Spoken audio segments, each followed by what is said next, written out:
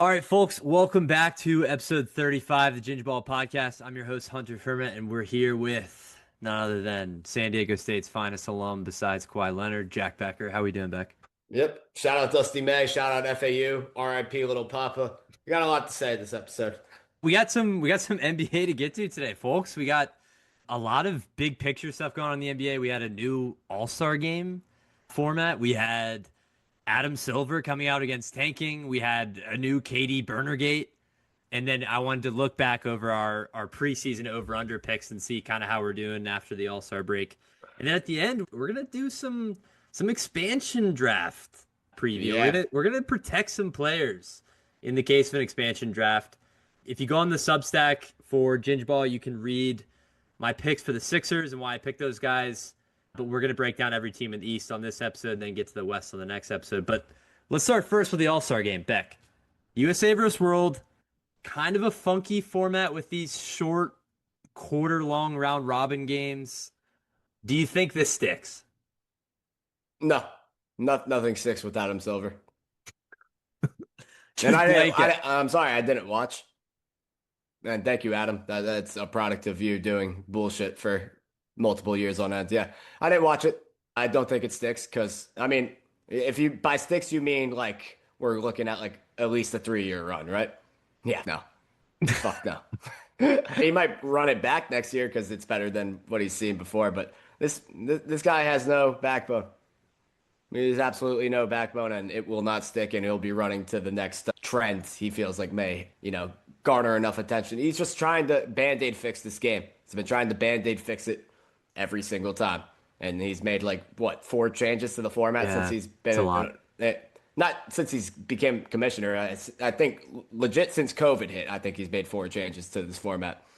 But what it proves to me once again is just like when you watch highlights of this, at least. Again, I didn't watch it. It's just the talent of the world compared to the USA. The gap is not very big anymore. And No. give it 10 years, I think the USA is not the best basketball team when you put their Olympic roster up against anybody else. The world is caught up to us in basketball in so many ways, and there needs to be a conversation about youth basketball here in America. It's a really sad thing to see. I mean, just from 10 years ago to where we'll probably look from 10 years from now, the amount that the world has gained in terms of talent margin. Yeah. I mean, they might flip the shit on its head.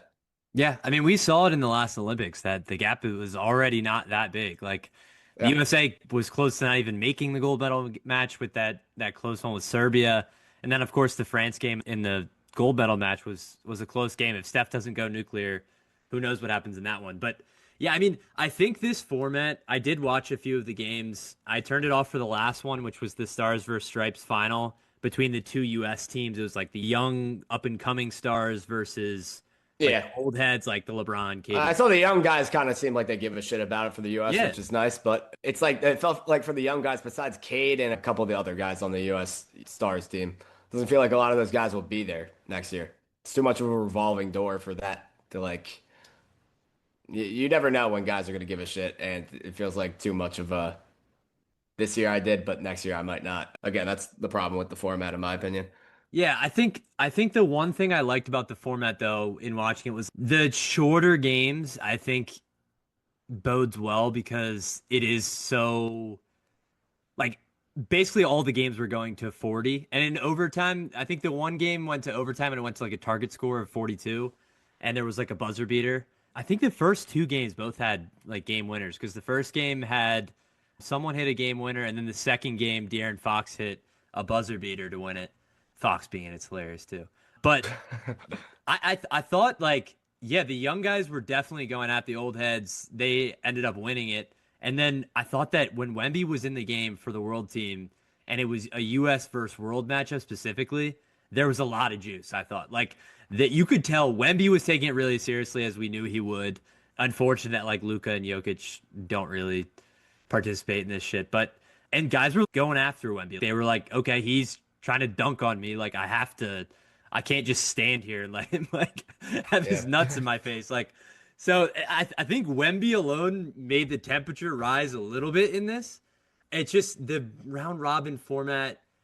It's a lot to wrap your head around. It's a lot to sit there and engage with. Like if you're just sitting there for hours watching three different basketball games. It's kind of a weird experience, but I don't know. I think it's better than what we've had. I thought there was a little more juice this year than in previous years. It is like you said though. Does Adam Silver stick with this or does he tweak it again next year? He probably will. He'll probably change it again in some small, insignificant way. And we'll just keep doing this revolving door. Yeah, the court should be rainbow colored next year, and then We get the cup courts. yeah, I don't know, man. It's just you're right. It's a lot to be paying attention to as a casual fan as well. If you're just somebody watching this, you have to pull so many strings to get this to be like a watchable product. Like that's also Yeah. sad. Yeah. The other thing I do think though with the round robin format is the rosters are a little smaller, so you don't have like in like a normal All-Star game where the rosters are enormous and you just have like wholesale 5-for-5 changes and it's just Yeah. like you were having fun watching Steph and now it's just like De'Aaron Fox and you're like fuck. This Yeah. is this is My, like you kind of see I have a proposed change. Sorry to cut you yeah. off. No, keep going. Make the shot clock shorter in this game and also move the 3-point line back. Okay, this have you read the John Hollinger thing about No, I came up with that on the spot, honestly. But they should make the shot clock 12 or maybe even it's 10, yeah, and they should move the 3-point the line three back. point line thing, it's not identical to what John Hollinger said, but he's been pushing for this that every team, and this isn't just an all star game thing, like how MLB parks have different distances to their fence. He Yeah, thinks that every team should be able to choose where their 3-point line is. So, like, but if you're giving like you can't put it at fucking like 10 feet away from the hoop. no, I think it would have to be at bare minimum. It would have to be like an NBA three would be like the Yeah, minimum, but you could go like the Warriors if they wanted to could put it at like fucking 40 feet. Or the other thing that he mentioned, or I guess Bill Simmons was talking about Hollinger's theory, is that like if a team just shoots twos and they're like a really like kind of Pistonsy team, or even somebody who shoots less threes than that, but a team who's like kind of gritty and like gets like the an line a offensive lot. rebounding team like the Rockets. Yeah, like if you just didn't have a 3-point line Yeah, and you're just like, you have to win with twos this game.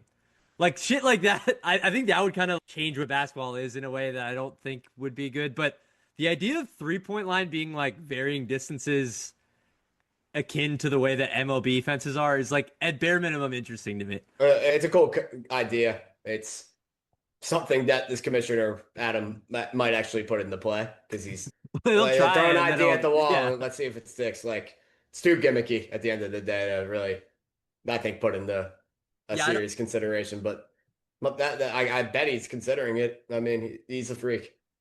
He's a freak. But speaking of Adam Silver, we do have to get to it. He came out pretty strongly against tanking this past week. He was asked about it a lot at the All-Star weekend, and he suggested that changes will be coming. And according to Shams, a lot of suggestions in league meetings were surrounding pick protections, first of all.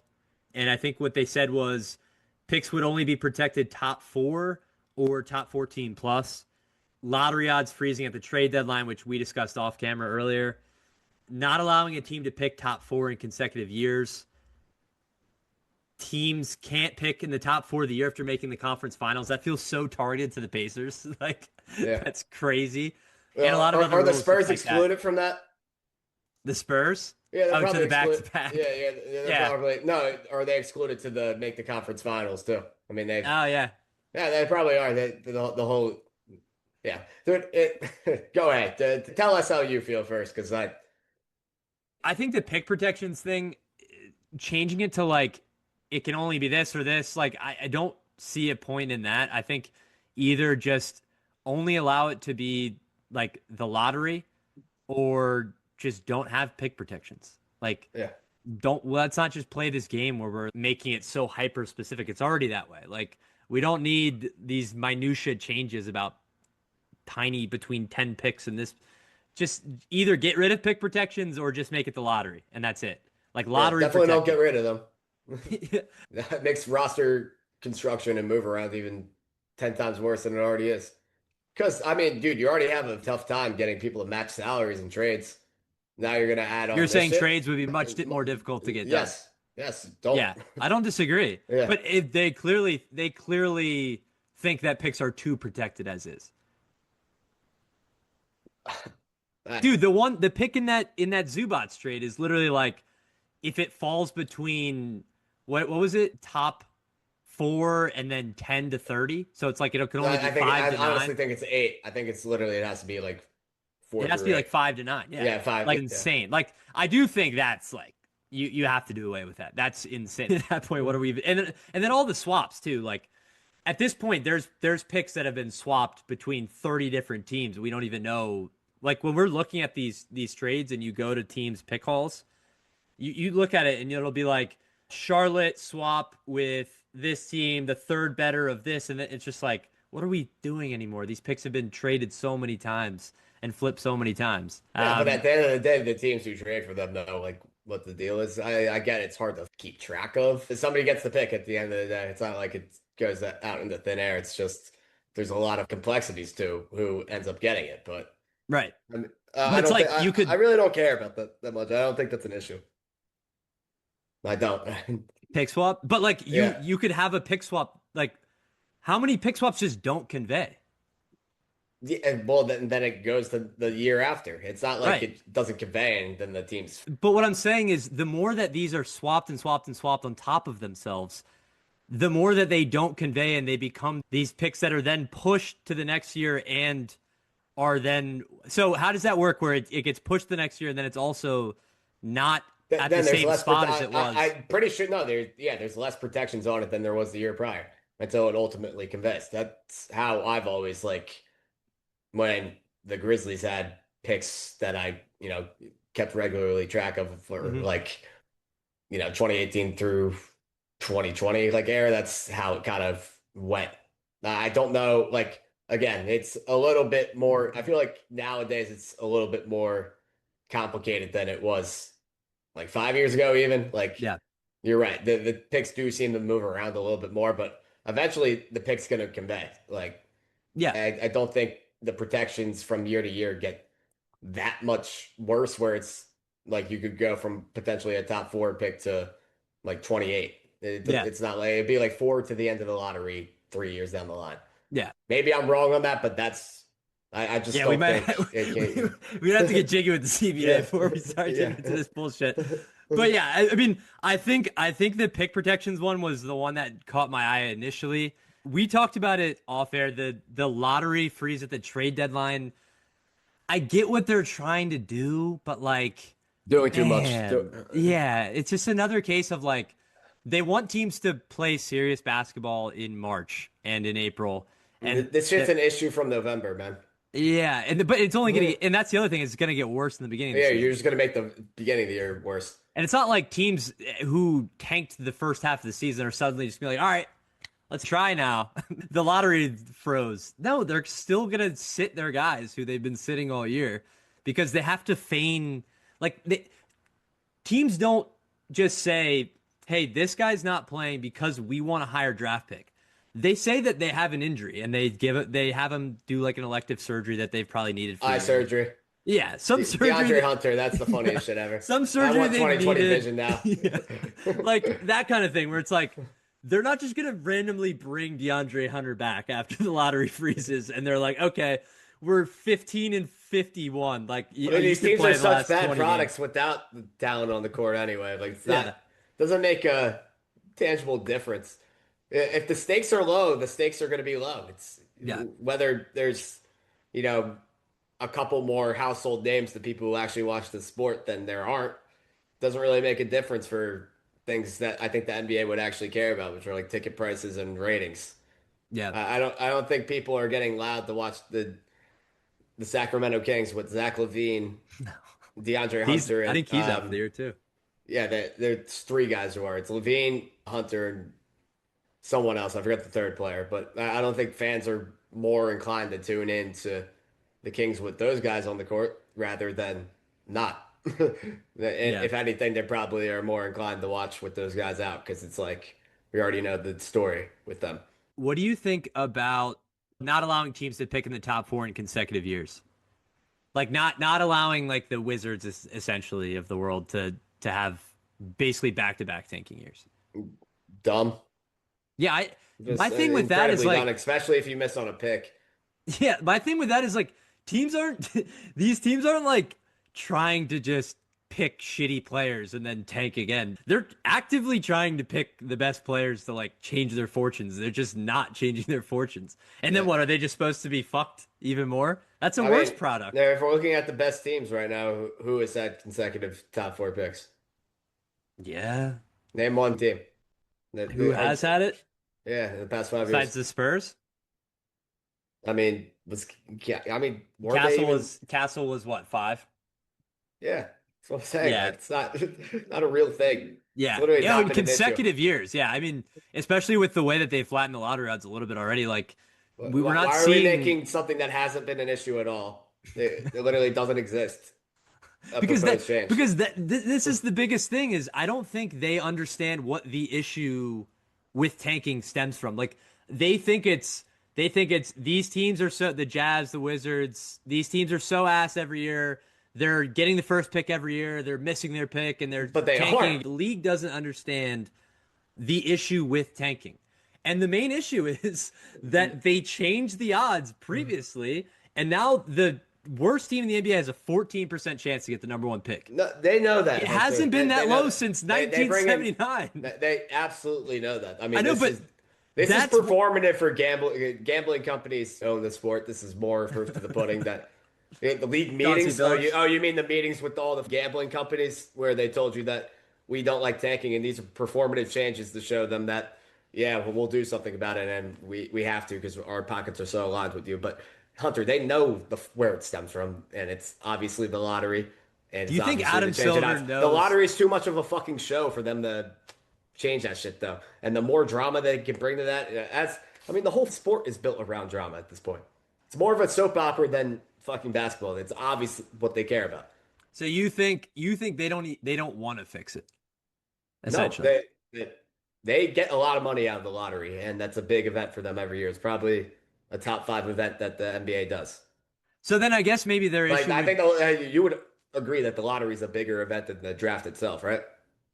be, Because it I depends. absolutely think so. Like Year this year, year over year, maybe not. Like this year this with the year draft is maybe not special, because there's so many guys at the top that like could go in different but still, spots. like I mean, that brings Like the more. Wemby year, That brings added eyes to the lottery too.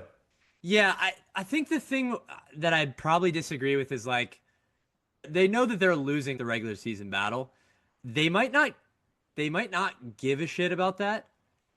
They might like I don't know. Money I is money think at the end of the day. The added revenue they make from 82 games, right. they're not taking games away. That's why And you have to owners substitute it well, and this with is the something. thing. Every franchise in the NBA is worth a shit ton of money. Like it's not an issue of franchise valuations or the space of the league in general. It's about like the product on the floor. That's the issue. And it's a decent argument that maybe they don't actually give a shit about. And Adam Silver doesn't seem like in every media appearance he's had, he seems to be sort of catering more to like the highlight watcher NBA viewer, like the casual NBA viewer who'll go on their Instagram and watch highlights of Anthony Edwards dunking. Like he seems like he's catering the league to that person versus Which like honestly, I don't think is a bad business strategy. right. It's obviously worked. Like the amount of revenue has gone through the roof in just the last 5 years, but go 10 years. Like NBA contracts, max contracts, Yeah. what they looked like when I started watching basketball in like 2009 Yeah. for like real. These shits were like 5 for 75. That's like Yeah, a we max would be like contract. freaking out. So well, at the surface, I don't think it's a bad issue, but or a bad idea. It's just nowadays, especially like the regular season issues are going to get amplified and amplified, and these list of changes does nothing to fix that. Like if Yeah. you could just be honest and admit that and not try to make changes just to put on paper for gambling companies, I would have a lot more respect for you. But you're a poster child for doing something that really has no effect. Like Yeah.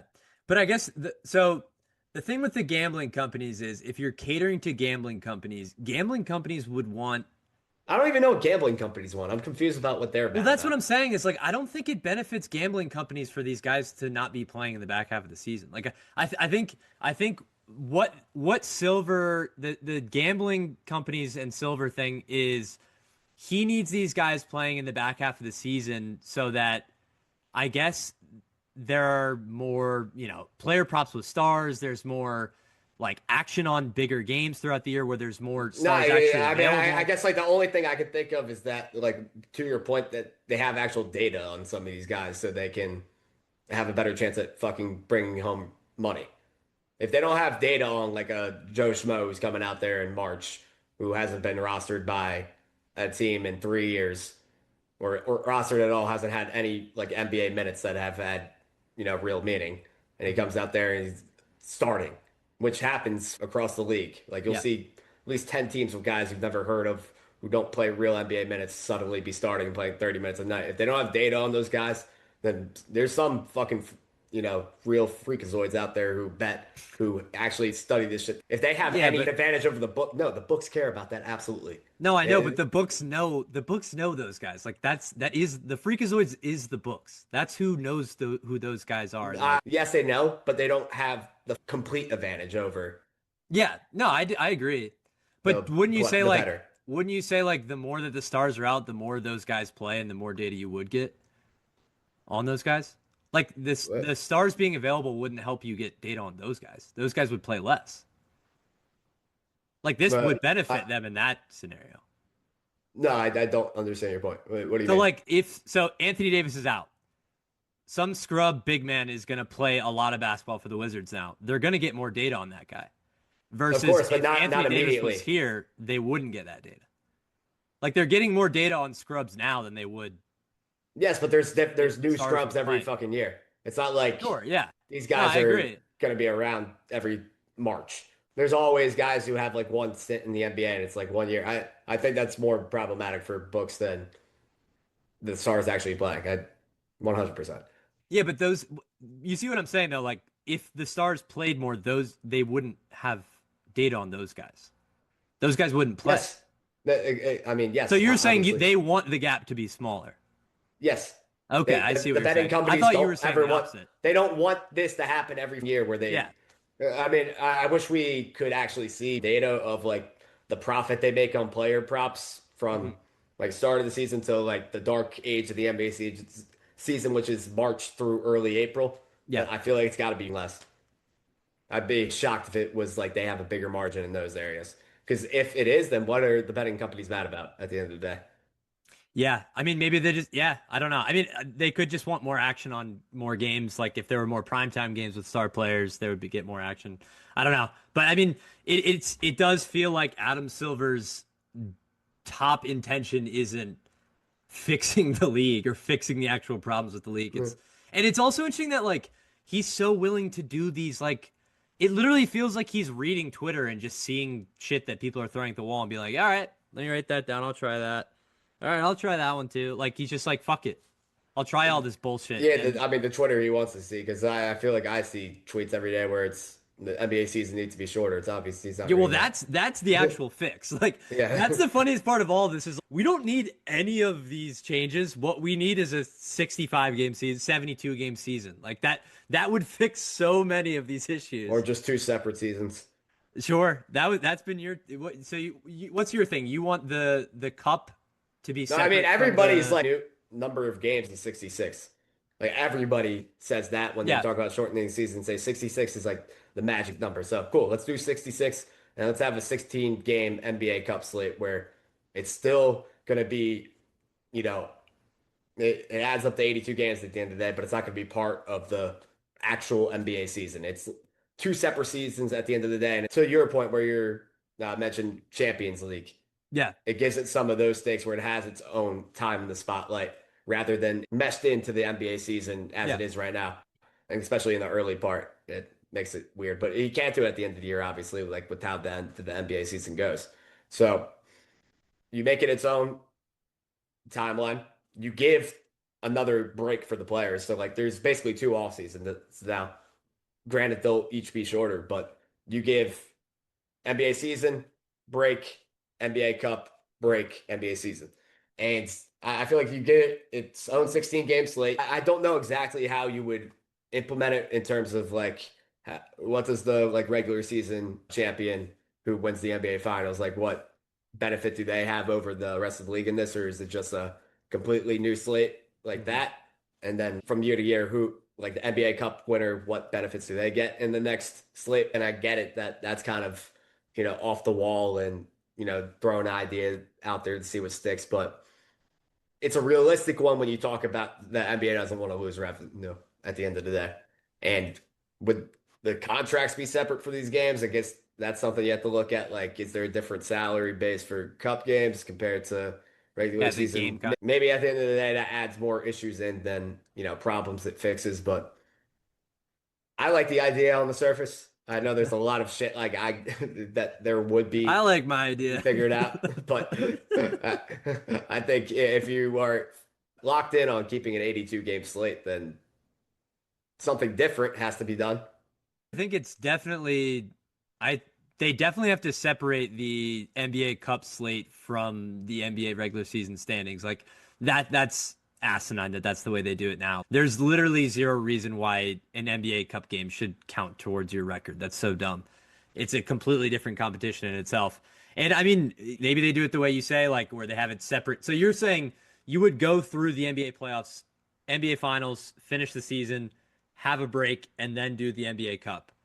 Yes, So it'd be and then like have another you would break. have like a little abbreviated break, and then you'd have like your longer summer break, and then Yeah, get back into the season. Yeah, I mean, like literally do free agency, then get back on the court. so then would those new players be playing with their new teams for the cup?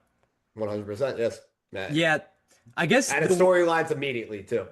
yeah the In one that thing case, is like, would the guys be motivated after their season's over? They've been on a little vacation, but I mean, whatever they do, it's gonna take.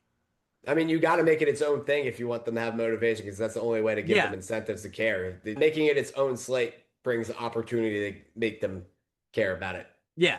I mean, the way they do it in soccer, which is like the way it's like, so it's what it's based on is the FA Cup is its own thing. Like those matches don't count towards your regular season standings, but they just space it out so much better throughout the course of the season where like you'll have your regular game on like a Sunday, and then on like Wednesday you'd have your FA Cup game in soccer. In this case, it'd be an NBA Cup game, and then you'd have that game, and then you wouldn't have another NBA Cup game for like a couple weeks. Like it's so spaced out over the course of the season where like it's just sprinkled in. You have cup games here and there. Yeah. And then once you get into the knockout stages, which would be like the playoff portion of it, that would be later in the season. And then it would be still before the NBA playoffs. And that's the thing is like I don't know, and maybe your way would be better in America just because people aren't used to tournaments in season. Like it's still weird to people. Like I still don't think the NBA Cup has caught on because people are just like, why do we give a fuck about this championship when the actual one's in a couple months, kind of thing. So yeah, they're gonna have to meddle with it. I mean, it's gonna be interesting, like you said, also with how the money of it works, especially if we do have free agency in between. These guys who are now on new teams, like how does that money work? So it'll be interesting. They're gonna try something, we know. It's really hard to fix a sport that's littered with issues at the end But of the like, day. I mean, it's a difficult thing to do. yeah, And I mean, a lot of these are created within Adam Silver's tenure, which it's not great.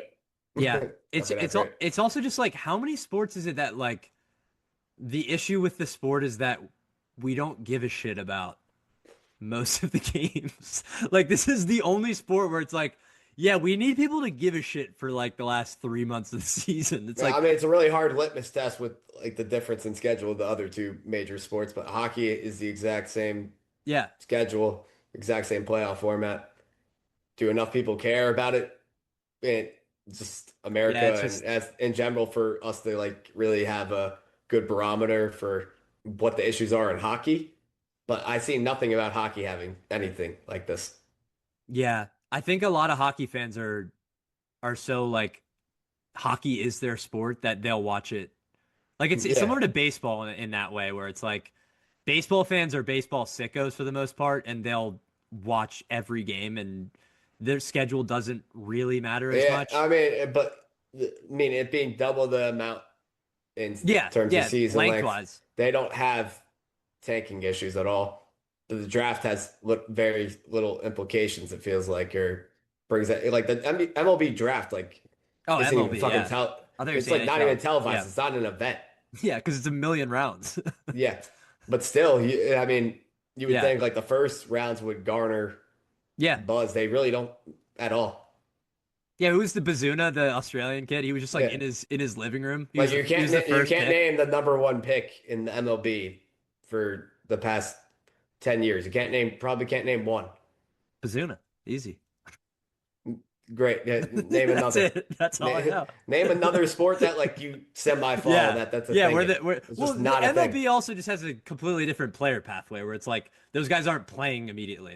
Yeah, Like that's the true. NBA, they were literally plugging and playing these guys into the Yeah, team. maybe we should start drafting people at 14 and doing that, especially with the Now way you're that really fucking going college has done it. soccer. Now you're really Yeah, fucking going soccer.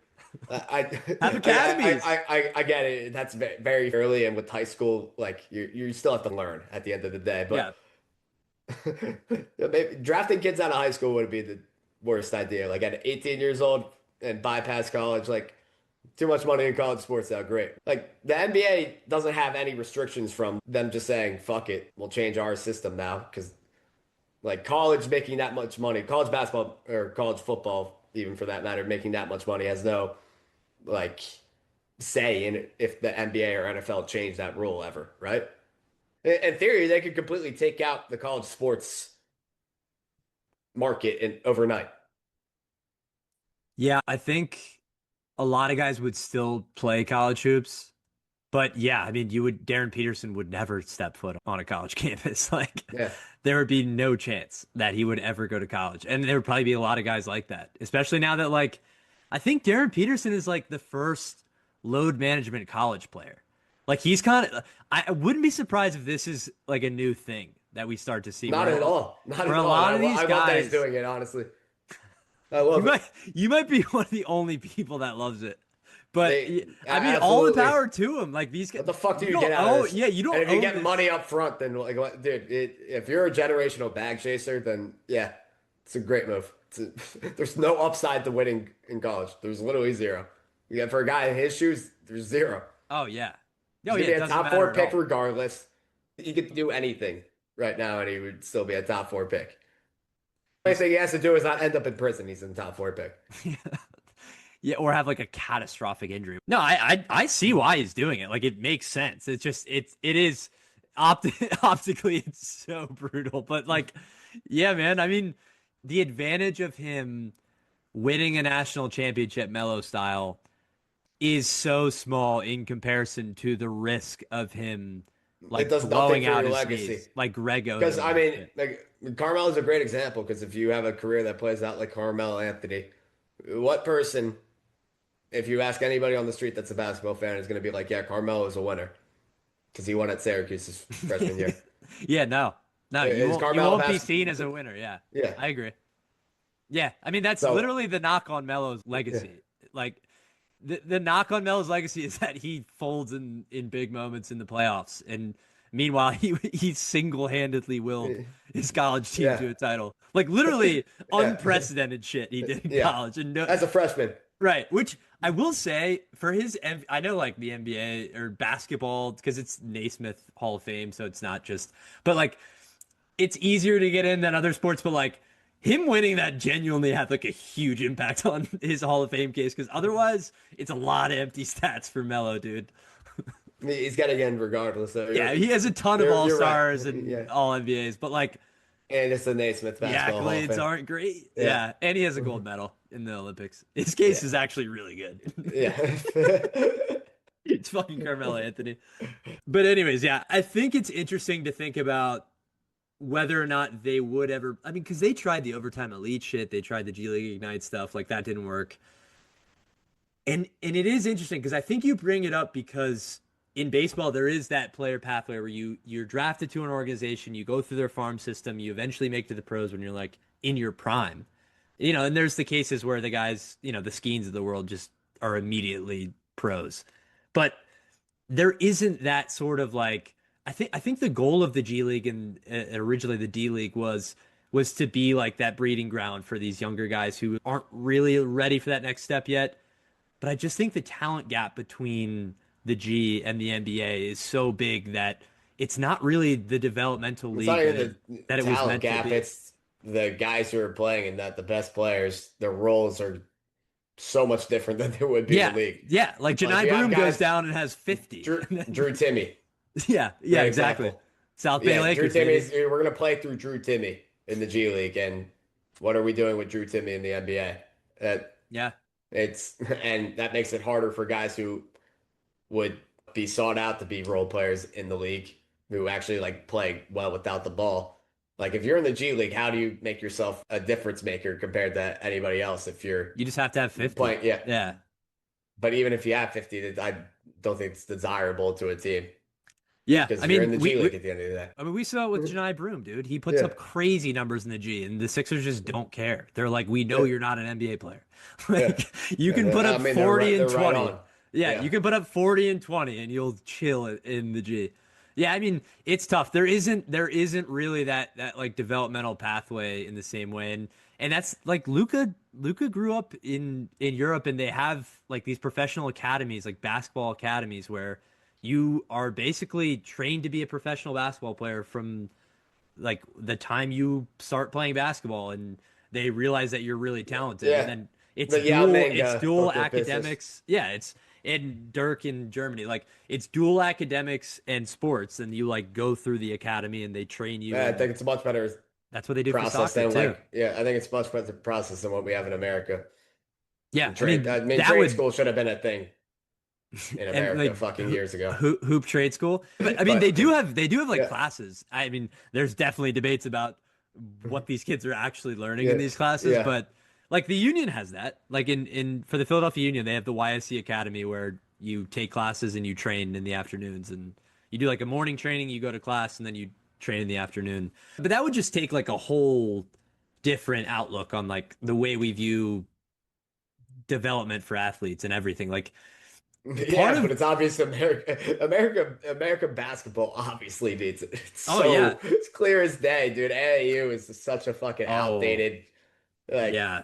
it's so utterly obvious that anything would be better than what is currently in place. Because it's just Like play without rules and structure. yeah. Well, and then the top high school teams are just all of, like the five stars are on one private school team in like Montana against like another private school team in Yeah, LA. man, more of the reason they like And they trade schools I'm every more two for years. just drafting these fucking kids at 11 years old. I really am. I want to see them in their math class Uh, when they're fucking 10.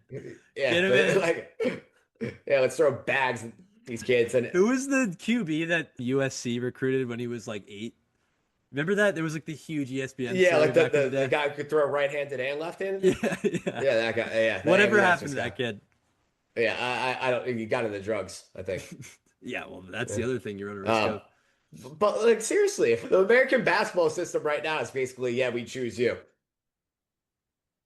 If you're not in one of these bigger programs, it's so much harder to fucking like your odds go from like 90% of being a factor up until college, where it feels like your college production will actually end up mattering a little bit, or like you're going from D3 and working your way up. And how many Cedric Cowards do we get every year Yeah, where that's their not path many. line?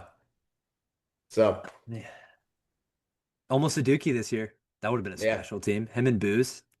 That would have yeah, been crazy. yeah, very much would have been. It's just my point is if it's basically a game of get seen at these camps, pay to get into these camps, then get paid to go to these or pay to go to these, private institutions where there's going to be more set of eyes on you and the Yeah. odds are stacked against these other teams that don't have the money that these some of these private teams have.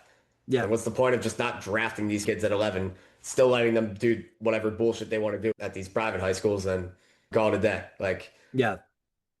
Yeah, I mean there was a really good I gotta find that article I read, but there was a really good article about like what you just talked about where all a lot of these kids too now are like really wealthy that come up like through the AU system, and like they're able to afford all these yeah, I mean, like let's not lie. elite Like, money camps doesn't and buy a lot of shit. Like, if you're a rich parent and you have your eyes set on your kid being an athlete, you marry a tall woman. We want the genetics. Like, yeah, I mean, you can have a plan in place and increase the odds of your kid becoming pro athlete tremendously. yeah. And especially if you have the money to do so. It doesn't even start with the physicals. So, yeah, you're 100% right. Yeah, I like that you brought that up though, because I do think this is like an important conversation about the way that we develop basketball talent in America, and especially when we do see the talent gap between America and the rest of the world diminishing by the year, it seems like. Yeah, and I know this is getting a little bit off the wall, but especially with the advances in medicine and science, I mean, there's no telling in how close we are to like just genetic Oh, people you mean being like able to buy. genetically modified Yes, like people? Yeah. we're very close to that. Like, Yeah. I don't think we're very far away from that. And then when that comes into play, like, what's fair game and what isn't? That's also so sad, dude. Like, It is sad. like just Nothing anymore is organic though. Like there's yeah. already shit in place right now where it's not like everybody We has just to. went we just went zero dark 30 on that shit. I love No, but it. I think it's an important Yeah, yeah, conversation. yeah. Honestly, one that listeners will you probably aren't getting on every podcast. Yeah, So let's go. might as This well is the shit delve you don't into it a get. little bit. This is the shit you Um, don't fucking get, baby. yeah. Might as well get into the eugenics of it all and the genetic modification, Yeah. baby. I mean, it's funny to talk about now, but when there's already shit in play right now where it's not everybody is starting off with the same fighting chance and on the same playing field. Like they're throughout your 18 years to become a household name in the basketball world, there's going to be people who have more set of eyes on them Yeah, one way or another. And money is usually the reason why. yeah.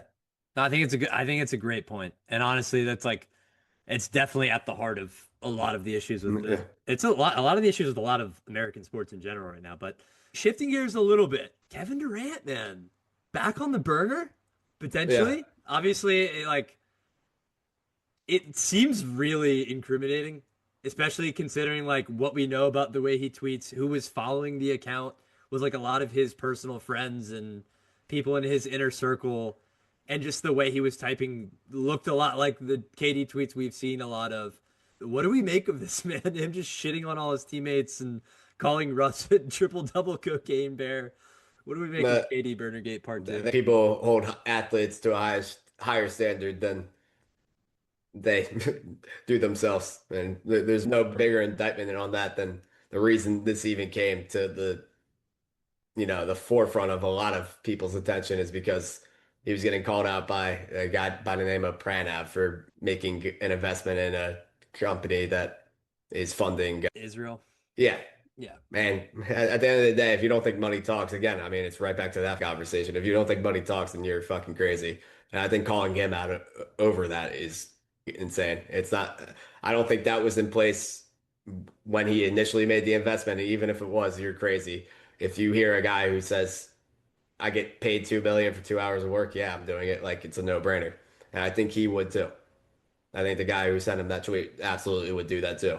So I think people with the moral high ground on a lot of these issues should really just think about if they were in the shoes of somebody getting offered the amount of money these guys are to do like pretty much nothing at the end of the day. So that's one thing. Second thing, like only thing I can really get on Durant about is just the publicly shitting on your teammates thing. Like that's just a Well, bad look. yeah. But I mean, some of it's like it is humor to me. It's like funny. Like that's right up my alley. Like with a lot of the shit he says. So I think it's hilarious. I just think he's he's. I don't know if he cares. So at the end of the day, I don't know if this is like. I don't really know if he got caught. I don't think he cares if he got caught. In my personal opinion, but if he didn't think he was gonna get caught doing that, then just like why not do that over like iMessage or Yeah. text? But again, I don't think he cares that he got caught, so I don't really hold that against him. I just think the optics of having your teammates see that you got to Yeah. know that there's going to be some there's going to be some outcry or some backlash if that is to be seen down the road.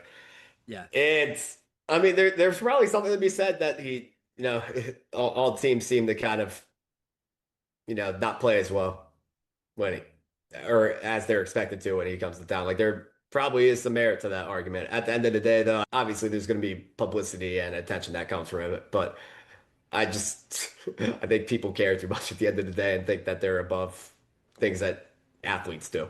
Yeah, no, I don't think there's like, dude, we've all been on teams where like you've there's like a player on the team that you think sucks, and you might text your other buddy on the team and be like, dude, I can't Yes, believe we happens have to every day in play with life. this guy 90% of the population isn't.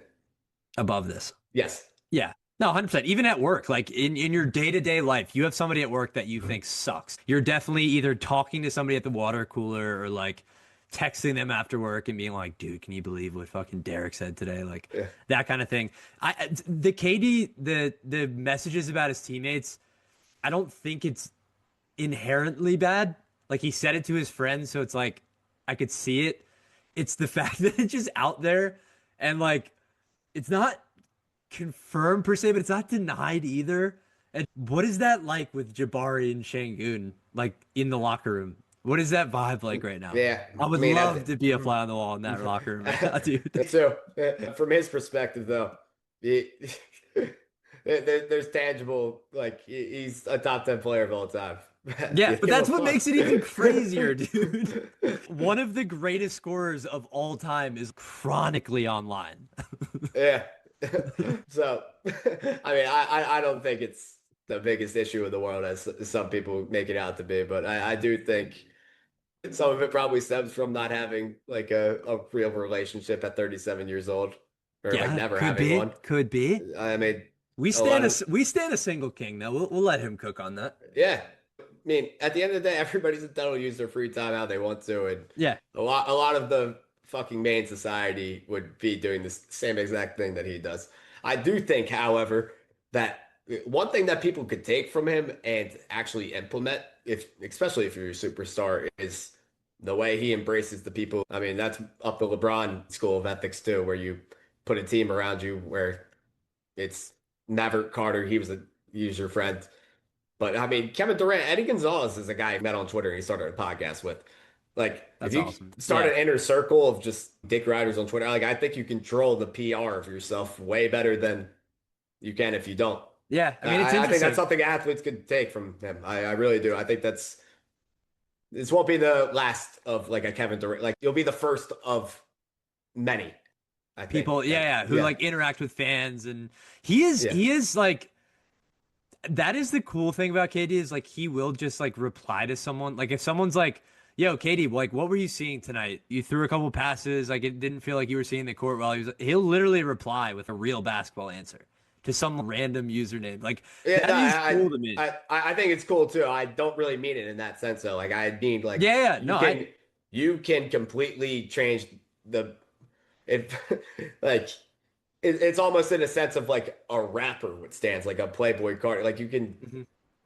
just have so Manipulate many your people who yeah. stands that can completely control the perspective of you on social media that it can really have a good impact on like you getting money with endorsement deals and shit like that. Like you build such a cult following that you're in a better position to make money.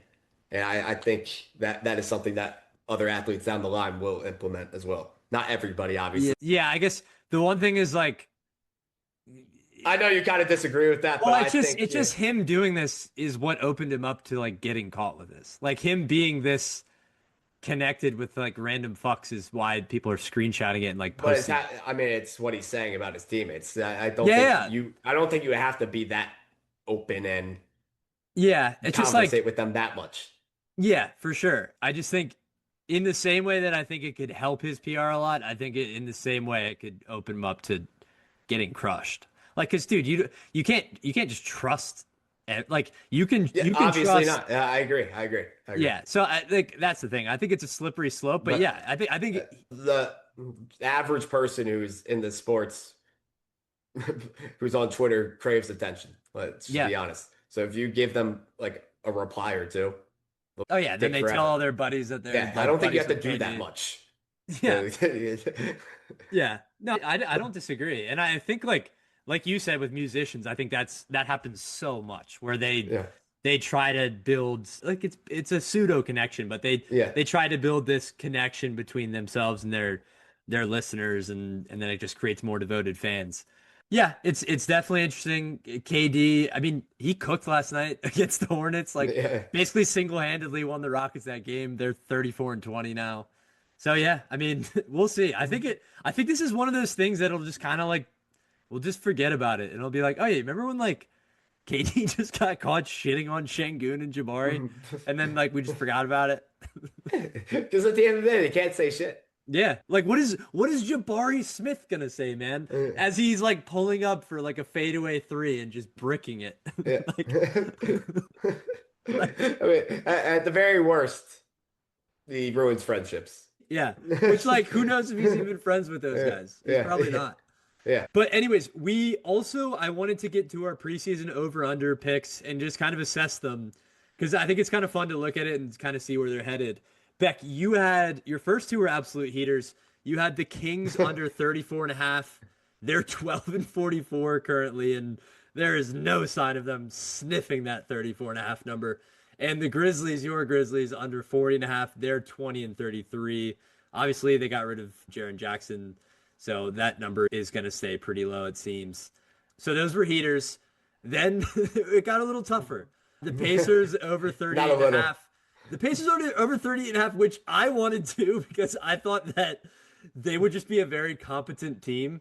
Especially if you had told me that they would have Zubats at this point of the season, I would 100% believe they were cruising, but they're obviously tanking this year. Pistons under 46 and a half, they're flying, probably going to be the one seed in the East. And Bucks over 42 and a half could happen if they had a great end to the year and Giannis plays a lot, but they're currently at 23 and 30. What surprised you most about how the season? Pacers easily. Because they're Yeah. just a team in history that doesn't bottom Yeah. out like this ever. Never. Like it's never been a thing for the Pacers. So yeah, them easily. Pistons, I feel like I overlooked just I mean, they're under 500 team without Ivy last year up until January, and then they cruised at the finish. I think I overestimated the loss of Malik Beasley. At Hmm. the end of the day, Malik Beasley's not going to have that big of an impact on a team's over under. That's projected by Vegas. Like, And should have been Duncan's a been little, good. yeah, should have been a little more serious about that and taking into account like just how big of a detractor Jaden Ivey kind of was from this team's success. Like, Yeah, he didn't Cade with fit. ultimate control was that should have been something that I thought the Pistons could build off of. And Bickerstaff's been a great regular season coach for now, like almost a half a decade. So Yeah. should have that was a very like looking back in hindsight, that's a very bad pick that I don't like my process behind. And then the Bucks kind of felt like you could have gone either way with that, but Giannis has just been like in trade rumors too much for that to really be able to surface. And honestly, he hasn't been like his stat lines haven't been as dominant as Giannis of a year or two ago. Yeah. There's like many nights where you look up and he has like a 21, 10, and 7. Not to say that's bad at all, but it's just not like the 30, 15, and 5 that he was penciled in for every night when he was back-to-back MVP and even a couple years of after that. So don't hate that one, but like don't love it either. Like the Bucks weren't a Yeah. overly talented team, and I just kind of that Let's was just say based off the Giannis weak bet. East. Yeah, weak East and Giannis pick. So like the Pistons one I hate the most, and the Pacers one I'm the most shocked about. Yeah.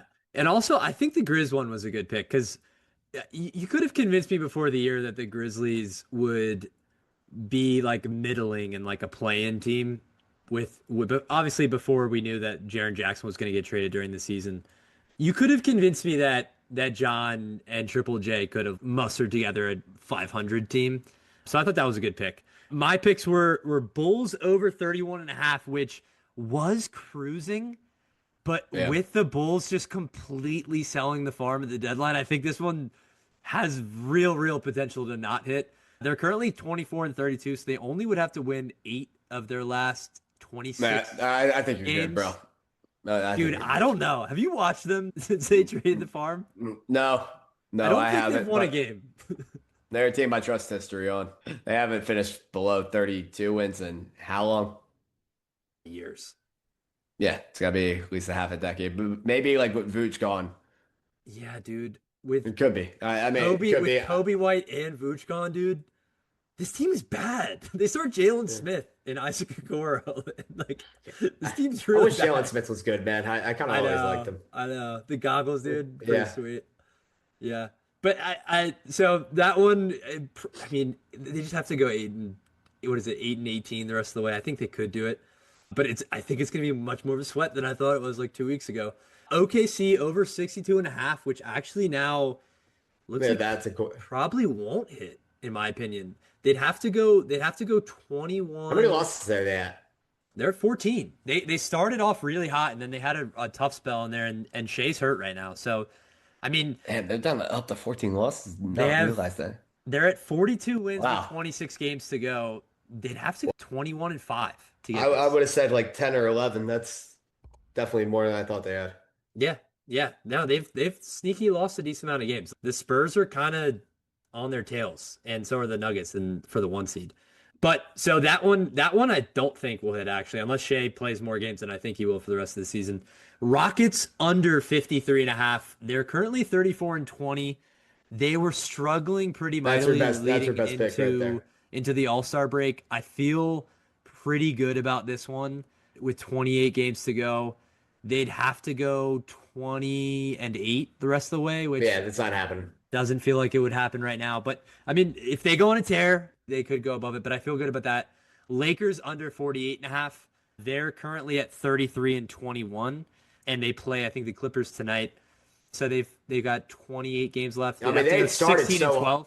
they started so hot. Like their record, like even still, but especially at the beginning, did not match like their net rating or their advanced stats at all. They're Yeah. just so bad on defense, man. Like The offense was just crazy yeah, at the yeah. beginning of the year. Like Reeves was on one of the biggest heaters you could be on for a player of like his talent level. Usually, you don't see guys get to the heights he got Yeah. stats wise. Yeah, but I mean, the thing with the Lakers is they kind of turn out wins against teams they should beat, which Yeah. is good. They just No, I'm scared about that still. yeah. Oh yeah. I mean I've under and I feel pretty Yeah. decent about. I mean they'd have to go 16 and 12 the rest of the way, which I think they definitely could do. I'm just skeptical. There's so many nights I watch them and I'm just like I don't see it at all. And it also depends what version of Braun you see on the night. Like that could Yeah, change your but whole I viewing mean, experience. I think they will definitely. I feel like you're in playing territory if they go under here, and I don't Yeah. think they want to be in playing territory because No, they've probably been not. playing so many times since the championship. Yeah, I mean, at 48 wins, it would in the West it probably I think they'd still be The- above. They probably be I like think they're doing six. enough to get the 6th seed, and I Yeah, think getting I the think they could 49 be or it. 50. Yeah, I mean they could. I mean I would be more surprised if they went under than if they went over. Spurs over 44 and a half. They're going to smash that number. They're at I think they have 39 wins now. Yeah, 39 and 16. They might hit that like next week. That was the one Yeah, I was most that's proud good. of. I was on the Spurs being a contender in the preseason, and I was surprised. Yeah, absolutely killer pick there. I was surprised that number was that low. Same, But same. but yeah, so I think honestly the biggest surprise from these picks to me from mine is that Pacers? OKC like No. potentially for my picks Yeah, is that OKC like probably won't hit theirs. That was one of my I- biggest locks. I'm with you. I'm with you. Especially like The way they started the year, dude. Brother, I had this shit for them to break the record parlayed with the fucking Miami Heat to win the East. Yeah, I remember And that. I got a, And I was like, yes, I dude. profited off a cash out. Like Yeah. that's how good the Thunder were at And one how point good this the year. Heat were. And I to didn't start even the year. take it at like the height of that. Yeah. So yeah, like the Heat were at that point like the 7 at 16 and 12, and the Thunder had started to kind of lose like some games. Yeah. And I still got a profitable cash out. Like Yeah. What'd you get on that one? I mean, it was a $10 bet, and obviously I had the Knicks winning the cup, so that like was already Yeah. hit by that point. But Let's go. I got 1570s, not in profit, but like I got 570 in profit, Yeah. which still is kind of nuts. Looking especially back with how for- anal, for with Heat, how yeah. anal books are. Like it Yeah. shows you how much faith they had in the Thunder. And how spooked they were by Yeah. the Devil Heat. Yeah. Yeah, I mean that is crazy, dude. Like we were sitting here being like, yeah, Norm Powell could swing a playoff series. Yeah, and also like They look good, man.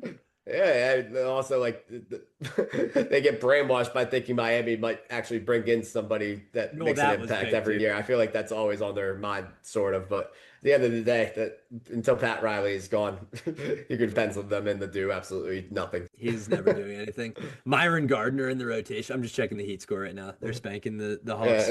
Oh yeah. Speaking to that point, you're right. Also tremendously understating. Like you definitely don't think Haywood Highsmith even steps on the court this year, and he'll be playing good minutes for the Suns in the playoffs. Just get ready. Just wanted to talk Oh, to you I about like that. Haywood Highsmith. I wanted him to be when we got campaign. I wanted us to get Haywood Highsmith. I think he's so much better. But Yeah. yeah, I mean the Suns are a good basketball team. I'm not. Yeah. Hey, look, Beck. I know you love your Suns. Your Colin Gillespie Suns. I know you love them. But hey, man, I'm Oso's been nice too.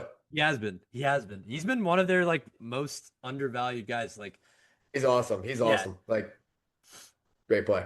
if you look, I saw this graphic that was the NBA players who, according to their contract, they're outperforming it the most, and there were like five Suns on it.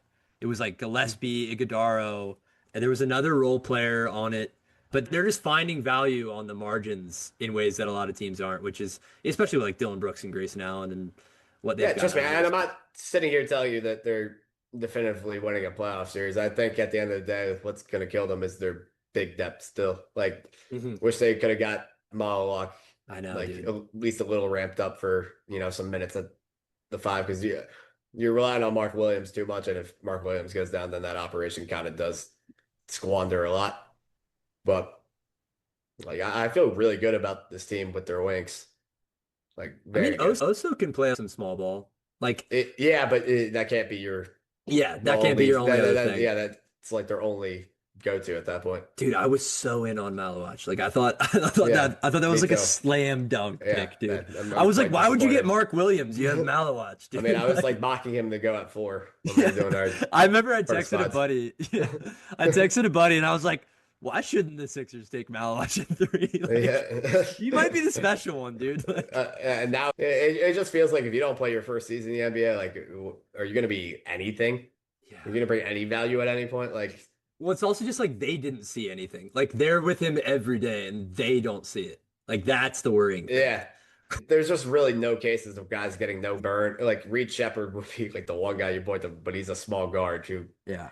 like a guy with his like physicals. It can't just be he needs to put on weight then get in NBA shape. I feel like there's no way. Yeah, which like we've seen guys who need to put on weight who still like perform pretty admirably in their rookie Yeah, years. Yeah, what do you think about Reed, by the way? Because I was watching that Rockets game last night, and it does feel like just from a confidence level, it's like watching a different player. But yeah. It's he, not in that aspect. He just has his nights and doesn't have his nights. yeah, it's still a little bit. It's You too still early come this away year. being like, I want a little more. No, yeah, yes. Yeah, I mean, they need Fred this year. Yeah, They've needed Fred the whole time, but I mean, it's that was a so blessing bad. in disguise for him. Like they have to put him in the fire. I feel like Yeah, and he'll get some playoff minutes. he'll learn from this whatever way it goes. Yeah, the Rockets are a weird one. I feel like this year they've been the team that I've been most No, like I'm 100% out. you're fully out. Yeah, Yeah. because I mean the reason they lost last year is because Jalen Green could like Yeah. I they need a guard who can get his bucket off regardless of playoff scheming. think Steven Adams too is just like I mean that's the admiral, but thing about Fred is he was able to get his like I mean Fred had 4 straight games of going over 4 threes yeah. in that series last year, and that's the only reason they took that 7, along with like the double big lineup and everything. But a guy who's gonna, obviously the playoff schemes and the defensive attention that a scoring guard is gonna get is it's gonna be all centered on him. I mean, obviously Durant will take a little bit of heat off, but still, like I think a guy like Reed Shepard's gonna struggle mightily in this playoff run, Yeah. I mean personally. he's gonna get picked on. But I think it would be a good learning experience for him. Like I still think he has time to figure that out. Whereas like a guy like Jalen Green, I think the story or the books shut on him ever becoming that guy, like your lead scorer for Yeah. a playoff team that has real expectations. Yeah. I think honestly, Reed's breakout year might be next year when Fred's back, just because I think it'll be a good combination of he has some real NBA minutes under his belt. He has playoff experience. He's dealt with some like the warts and stuff. And then he also has the security blanket of Fred being there. And like, he doesn't have to have the huge role. The only problem is like, if that's the guy you have in year three, that's not a great use of that pick. Like if you have like a basically And we're that basically draft, talking about like a no, no, Peyton no, Pritchard. and that draft, Yeah, that's true. Like Like we were we were that's what you want. we were struggling in that draft. But yeah, I mean, we're essentially talking about him being like a Peyton Pritchard kind of guy. But yeah, I mean, like when Tidjane Saloon is like the sixth Yeah. pick, I don't know if you can really like bat yourself over the head about that. Yeah. But I'm excited for the rest of the season. We're getting into like a fun stretch where there's going to be obviously the Mickey Mouse March where we get the bullshit teams get on heaters and we get players that put up 50 and they actually suck. Shout out Jalen Green.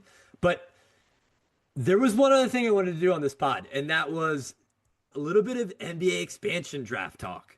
So obviously the NBA Board of Governors, it was recently reported that they are likely to vote on expanding the league in the future. Obviously the two teams that they've talked about the most are Seattle and Las Vegas as the two cities to host those teams. So I wanted to do a little exercise. Yes, sir. In the case of an expansion draft, you can only protect 8 players, and you cannot protect obviously players who are on expiring deals who are going to be unrestricted free agents. You can protect restricted free agents. So for the Eastern Conference, let's just go through the teams in alphabetical order and let's pick the 8 players that we would protect from each team. Let's start with the Atlanta Hawks. All right, so this is Spotrac's website. They actually have an NBA expansion draft. It's not even an ad, but I'm floored that they had this. This is so sick. They have an NBA expansion draft beta where you can go in, and I literally put in Supersonics and Las Vegas Gamblers as the two teams, and you can just go through every team and see who's eligible, who's not. So as we look at this board for the Hawks, these are the players who hypothetically they think would protect. We don't have to go by this. These ineligible guys down here are who you can't pick. And as you can see, it's like all the free agents. But these guys who it says protected next to or unprotected are the guys we can pick from. So Beck, who is your first? Let's go with, we'll each do 2 guys that you would protect. Go with your first 2. I mean, Jalen Johnson, let's just get the easy ones off the way. Jalen Johnson. This is a tough team for this exercise. Dude, they're all tough. I was going through. This is a very tough team for this exercise, though. Still think you would protect Risa Shea. Wow. Like, Okay. I think out of all of these guys right now, he stands out as So not Dyson. he. It's just the contract. Yeah. If we're going off current CBA, Yeah. Well, that's yeah. part of the consideration for this, yeah, which is why no, this is fun. yeah, I mean that's completely in my head already. So like Risa Shea, yes, because it's a guy 20 years old. I don't think like the bust allegations are as big as Anthony Bennett. Like it's not like his value is completely gone, and that contract's not a tough one to trade. So yeah, Yeah. compared to everybody else, Risa Shea, you could talk me into like honestly, like Kongwu and him are like on. Yeah. I was between those two, but I'll go Risa Shea. Yeah, I mean, the other thing about those two especially is that the last two you said Double O and Risa Shays, they'd only have 1 year after we did this. So as you said, you can trade these guys the following year if shit did hit the fan. Yeah, Jalen Johnson is obviously the obvious one. I would protect Dyson Daniels. Are we saying that Okongwu we already protected? Yeah, well, let's just say I took 3 guys off the board. Okay. And honestly, you should just take 3 here. I'm gonna take the last I'm 2 gonna are take probably where it's gonna get Yeah, I think tough. the next couple are easy. I think Dyson Daniels and Alexander Walker would be my next 2. And so then we're at 5. We have 3 guys left. Let's just say the guys we're considering here first, and then we can pick the 3 that we want to keep. Obviously, the one that would be the most controversial is obviously Kuminga here. Newell is a first-round pick that they just made, so you'd think they'd want to protect him. And then after that, dude, it's like Corey Kispert. Like, dude, the bottom of these 8 I found when I was going through this is like, it can get dire. I think Goye is my next. Muhammad Guy. Yeah. Yeah, I mean, I don't. No, I think I would take him and Kispert. That's And what you'd leave Kuminga. You wouldn't protect him, right? Yeah, I wouldn't. and that'd be the best thing for Kuminga too. Yeah, I don't think I would protect Kuminga either. It's interesting for Atlanta in this situation is because they wouldn't have seen a ton of him playing for them before having to make this decision. But yeah, I think Asa Newell you'd have to protect. It's just like a first round pick. A team's not going to give up on them that fast, especially on their rookie deal. Like it just doesn't benefit you to do that. the upside's too much for a 20-year-old. And then, yeah, I think I'm definitely keeping I mean, Kispert. they have enough young guys here, though. It's I'm definitely keeping Kispert, dude. yeah. Um, I guess Spurt was a lock to me, like from the time I saw this, but I think they would go with Goye over Newell. Don't I think it would be a mistake?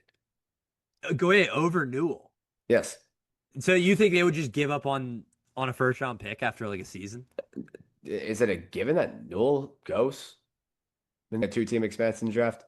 No. Well, that's the other thing is if you don't think they're going to go, then there's no point in protecting them. But for a 20-year-old for an expansion team who is a first round I pick, mean, after we go through this, we could talk about it, but I don't think he goes. yeah, I mean he might not. It's just I think there's a better chance that Goye would go because the team sees an immediate role for an expansion team. yeah, I'm not going to sit here and act like I've watched a ton of his tape. Like I don't know if he's any good. But yeah, I mean I would be surprised if they didn't protect a first round pick. But they might not if they think he really sucks. We've seen teams if they think a guy sucks. Jared McCain, Daryl Morey was very fast to be like, Yeah, I let's mean, shop the market. You really think somebody would take Muhammad Gaye in an expansion draft? I think there's a better chance just because I think he provides something for them in terms of what they badly need, and I think a team would see a more obvious fit for him than Newell. The other thing that I was thinking about with this exercise is like it's interesting to think about how an expansion team would start their whole process. Like, would they immediately try to grab up all these guys who, like the Kamingas and like the guys who would immediately plug in and be like NBA players? Or would they go the route of like picking up a bunch of fun, talented young guys who they can have like assets and build a young core? Like, it You're would be describing interesting to Kuminga, I see. feel like. No, that's what I'm saying. That's like, what do you do when you start your expansion team? Like, what is your process? Are you like, Yeah, I mean, but are you're you making trying it to like get it's to one of like competency? that's what Kuminga is. He's a fun young player. They're like I it's think we know more about Kaminga than we do about like an Ace Newell. Kaminga's been I in the mean, NBA for like 4 years. yeah, but Steve Kerr refuses to be serious with them. Yeah, but I we don't like think we. I at think the end there's of the day, more of yes, a book yes, it's fair on to say that Jonathan Kaminga than there is for Ace Newell. Ace Newell's it, played it, like it, 15 his minutes in the ceiling NBA. on an impact of an NBA winning team. Yes, if that's what you mean, yes. But like what he can be in terms of volume and like just counting stats wise, no. I mean, he probably like could be a 25 Yeah, per but game guy. that's exactly my point is do you Okay, want fair guys enough, who, fair enough, who fair enough. raise the floor of your team or do you want unknowns? Like do you want to just like start from Yeah, scratch and have yeah. like a blank canvas? Nah, Or do you want like competency? Like it's interesting. Like do you want to be like a playing team from the jump or do you want to like tank immediately? yeah. Like But I starting a mean, the dynasty. only thing I would say that like similarly to Michael Porter, he could like increase his value because it's exactly what you would say Yeah, about he's Michael Porter. another And he's now another guy he's like this. half a season on a laughing stock and he's like helping them win games. Like I'm surprised he didn't Yeah. get dealt. Yeah. So yeah, I think we have our 8 there. I think we both would not protect Kaminga in this case, which I think is interesting. And then it's just whether or not like you're completely out on Asa Newell. I think that's the only other thing for the Hawks. I guess the only other thing of note is in this case you couldn't take any of these guys, which I don't know why you would wasn't doing that protect. anyway. Yeah, Hey, your boy Jock Landale is fucking acquitting himself, dude. He's been yeah, he's been good. He yeah. was good against the Sixers last night too. I completely retract my comments on him. He's a real one. He might be the special one, dude. Let's go to the Boston Celtics. I'll start this one with a couple. Obviously, my first two for the Celtics, I think you have to go Tatum and Brown, and then obviously there's a third. But I'll let you take a few now. Derek White still at this point. Yeah, Pritchard is the obvious third. I think you're talking about. And this one gets seriously tough after that. yeah. Holy shit. I think there's a couple that maybe not a couple. There's like one or two that I feel pretty strongly about. All right, so Tatum, Brown, White, Pritchard, like always locks, Yeah, that's right? the obvious four. Yeah. I mean, Kata's like my five. Yeah. That's the one I feel really strongly Yeah, about. yeah. I would protect him with everything. I think he's so important to everything they Yeah. do. I would protect him. I'm happy to wash my hands with Hauser, honestly. I think if you can take basically 11 million off the books, if you're them, you're fine. Yeah, but then who are you saving? We're only at like 5. Hugo Gonzalez is 19, so So figure you you could would keep take him. it. Yeah, So that's yeah. 6. And then what, like Shireman? Yeah, or I mean Jordan Walsh. Yeah, Maybe. he's had a Yeah, little resurgence. yeah, I wouldn't yeah. keep him over Hauser though. Not for Yeah, not for yeah, their you're probably window. right. I mean, it's just Not for the window they're in. it's 10 sick, man. million's not like you're not losing sleep over 10 mil. Fair enough. But I mean, it's a guarantee Hauser gets picked. I would pick Hauser. I think the Celtics would pick Hauser. I mean, it's only two teams, man. What'd you say? It's only two teams. I mean, it's 30 players. I think it's also like a fair argument to think Hauser Yeah, he would comes be back like, around. yes. Yeah. Yeah. I would if I were the Celtics, I would protect Hauser. But Again, I could it's tough see to it. get a gauge on what the board would look like before going through every team, but yeah. Yeah. The reason I would protect Hauser is I don't give a shit about any of their other guys enough. Like, Fair. yeah, Jordan Walsh is cool, but Very like fair point. Very fair point. Yeah. Lamar Williams, we haven't really seen I wish play. they had more guys that you would consider because it makes Yeah. that much more of like That's the thing is- experiment. But yeah, you kind of like at the end of the day, you should just keep Hauser. It's not like anybody else is enough of a Yeah. guy. So fair. Yeah. All right, let's go to the Nets. This is gonna be a fucking this is gonna be a tough one, dude. Just finding enough NBA players to fill the 8. I'll let you start on this one. You take 2. I mean, they can completely look at this as just of who is our 8 best assets that Yeah. we're eligible to 100%. protect. It's not like a I think that's how they would have to do it for sure. yeah. So Porter, Clax, is man of assets. I think I'm cool on him, dude. I don't think I think Terrence I'm Mann's cool an on him. asset, dude. I think you leave him unprotected Yeah. for sure. Yeah. So I mean, go with your next two. I got the Okay. obvious two. I'm gonna go Jaeger, of course. I really like Nolan Traore, to be Yeah, honest. he's who I was looking at. I would go Demon and then Traore. I think Danny Wolf would be the next one. Yeah. You hate him, but like I don't hate him. I'm Yeah. skeptical on like his fit on like a good team. But I think there's enough there that he's interesting enough that I would. What about Saraf? Where do you stand on him? They You just gotta have keep one- such a glut of these guys in the last Yeah, you draft. gotta keep one of those one. Another one. I feel you One of gotta those- keep two of The bigs. the three of those point Might guards. keep Josh, might not. He's only 23. He had some good. Don't know enough about him, so He's just like a classic like wing that can't really shoot very well, but he's impactful. I think they definitely keep Day'Ron Sharp. So Yeah, I like Sharp. Honestly, was thinking about him at the Traore pick. So we have Porter, Claxton, Demon, Traore, Sharp. That's 5. Oh, and we have Wolf. That's 6. Do we keep Saraf too? You can really only probably keep one of Powell or Saraf. Kind of like, I don't know. I feel like Powell might be dime a dozen, but I kind of like him. I'd probably go Powell. Like I'm not sure. You could keep both of them actually. You could just let Ochai Baji, Jalen Wilson's not very That's good. crazy. I feel like they fucked up the Igor's development already. It just turned him. I love his shooting, but they turned him into a spot up shooter.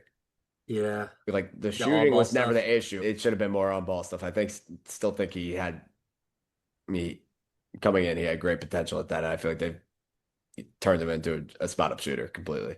Yeah. Well, they've had Traore in more on-ball stuff lately. Yeah, which is the problem with drafting this many point guards again. And Danny Wolf is like kind of a point guard. Yeah, yeah. I don't know, man. I don't think think there's a right What answer. about here. Clowney too? He's had a better year this year. Yes, probably. Like, I'd probably keep Clowney over Saraf.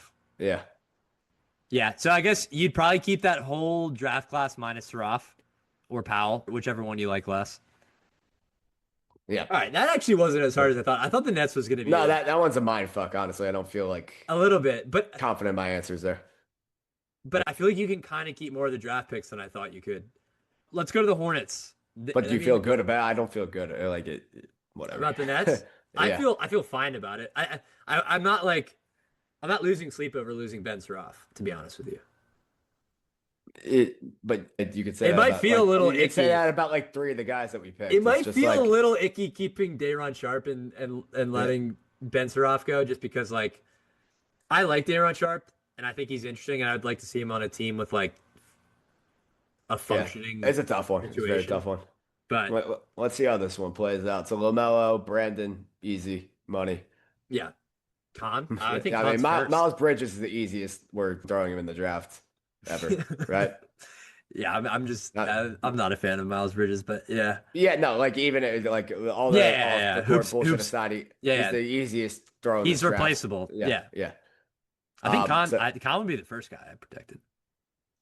oh yeah, yeah, obviously like Lamelo Brandon Khan is easy, and I think Josh Green's easy too because I think he's an undervalued. Yeah, He's he probably was. like 5 million a year undervalued in terms of like role player. Yeah, he's solid.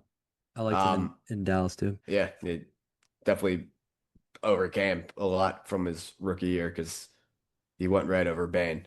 Yeah, And he was nothing his rookie year. He developed into a nice player. Do you keep Grant Williams? Like, I don't think so. I not yet. We might come back to him. Damn, wait, they have that they think Josh Green would be unprotected too. That's funny to me. Yeah, Fuck them. well, because they're protecting Bridges too. They're Cal protecting Brenner. Liam McNeely, dog. Yeah, Dude, yeah. we're What the not fuck are they doing? protecting Yeah, Liam McNeely. I yeah, would protect Diabate for yeah. sure and Same. Kalkbrenner. Yeah, I like Sion James too. I would protect those three at the bottom. yeah. Now, what I does know that that. what does that take us to?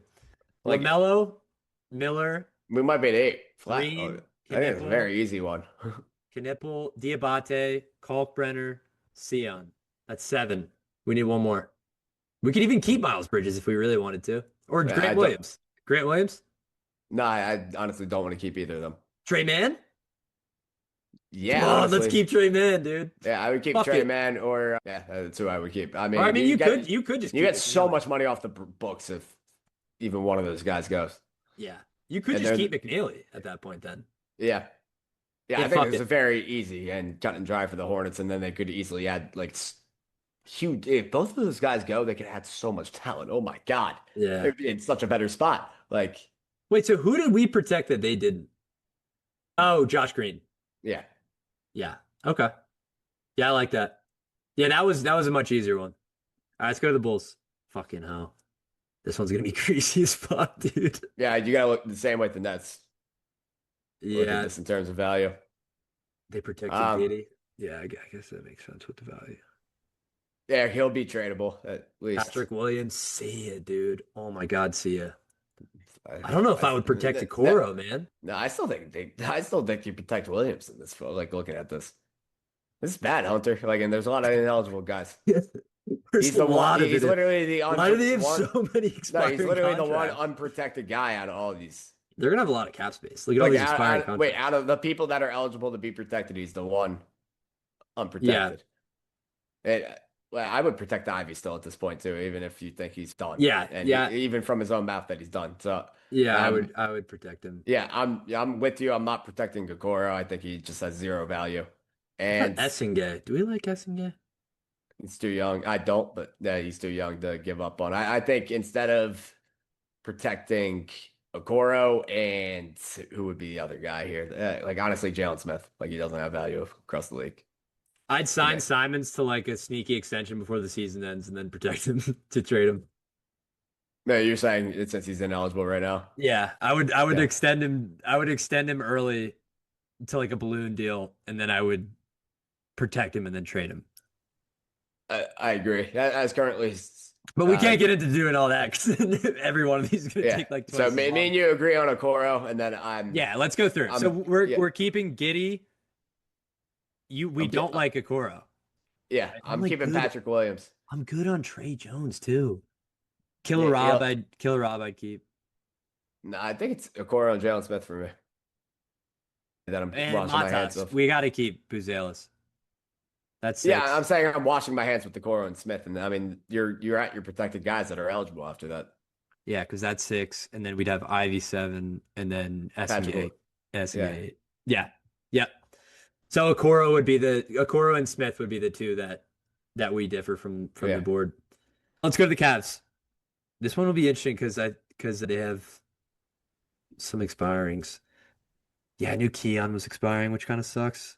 You're not as high on him as I am, but so Mitchell Mobley, dude, if they were really fucking cutthroat, Yeah, I was thinking about it too. But if they were really cutthroat. Also, Jared Allen's been really good since they got Harden. He was balling tonight. the honeymoon stage hard, and I have to just Yeah, yeah. I'm not putting sit too back much and into wait. that. But yeah, it looks awesome right now. I can't lie to you. The vibes are Uh, high too. so would you keep that whole top 4? That Mitchell, Mobley, Harden, Allen? You just have to. Yeah. So they're not protecting Struess or Schroeder. I would obviously we won't protect Schroeder. I'm protecting Strus. I protect Tyson for sure. Switching out Strus and Sam Merrill right now. You can't convince me right now Sam Merrill can be enough of an impact in a playoff series where I'm protecting him. Sorry. There's no guarantee that guy can play over 12 minutes in a playoff game. I protect Strus over Sam Merrill 100%. Strus over Merrill? Yeah, because I know Strus can play 30 minutes in a playoff game, and I can feel confident in it. Yeah. And either way, you don't feel like on top of the moon, but yeah. I'm not protecting Sam Merrill, and I'll take my 9 million back. So how many is that? So we have Mitchell, Mobley, Harden, Allen, Strus, Tyson. Yeah. We could. They can find a guy who can play 20 minutes. I'd probably keep both of them. Do you like Naquan Tomlin enough to? Don't know anything about him. Sorry. Okay. Proctor. The only thing I know about Naquan that's still Tomlin 7. Is he tried to get physical with Dylan Brooks, and he. So then who would you keep instead of Merrill? Yeah, this board's thin. I was looking at it just compared. They have Craig Porter Jr., which I mean. Yeah, no, I'm keeping Craig Porter Jr. 100%. Okay, so then that's who you'd have. So that's 8. Yeah. So you're switching out Strus and you'd Merrill. Switch Merrill and Strus. Okay, yeah. That's fair. I'm not gonna qualm over that. It's 2 white boy shooters, and one's played in the playoffs seriously before. And one's not a cone on defense. I mean, I trust Strus to do the little thing. Like he does way more little things than Merrill does to me. Yeah, I believe that. Pistons. You start us off. I started the last one. Cade. I'm trying to go with the 2 most obvious. Duren. Oh, he's a restricted. You can still protect him though. Yeah, Duren then. It's hard to find. Holy shit. I think Beastu or Isaiah Stewart rather would be your 3rd. Yeah. Okay, I'll go. Just in terms of vibes, he matches the city. Like that's yeah. Don't make the same mistake the Grizzlies made. Yeah, honestly, I'm gonna go Sar, and then I'm gonna go. You took Isaiah Stewart already. I'm gonna go Ron Holland. I'm taking Denise Jenkins easily after that. Let's go. I fucking love Denise Jenkins, dude. Did you see him and Cade's lob last night? It was Cade lob to him. Dude, it was so special. Dude, Jenkins is fucking awesome. Dude, they're so fun to watch. Yeah, I don't believe that they're a fraud 1 seed at this point. Dude, they didn't have Duren or Beastu last night. My only thing with them is Bickerstaff's never had a good playoff run ever. Yeah, it's my one thing where I'm like a little bit wary. I believe in Cade so much. Me too. I think this team's good. I think this team's legitimately good. Cade's my MVP right now. Yeah, he would be 10 years. Like I told you earlier, would be 10 years ago when the narrative MVP was how it was done. Like Derrick Rose, which we need to bring back. We need to bring that back. I'm a fan of Derrick Rose 2011. Like that was good for the sport. Like we'd need.